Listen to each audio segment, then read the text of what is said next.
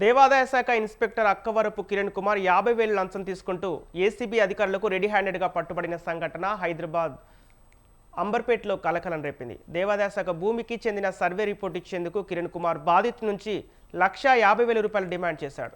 ఈ నేపథ్యంలోనే అతడి నుంచి 50,000 తీసుకుంటుండగా ఏసీబీ అధికారులు రెడీ హ్యాండెడ్గా పట్టుకున్నారు.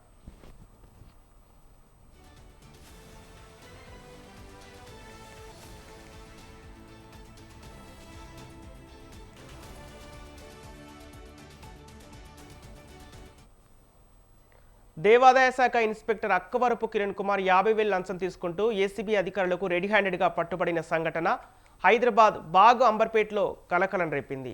దేవాదాయ శాఖ భూమికి చెందిన సర్వే రిపోర్ట్ ఇచ్చేందుకు కిరణ్ కుమార్ బాధితుడి నుంచి ₹1,50,000 డిమాండ్ చేశాడు. ఈ నేపథ్యంలోనే అతడి నుంచి 50,000 తీసుకుంటుండగా ఏసీబీ అధికారులు రెడీ హ్యాండెడ్గా పట్టుకున్నారు.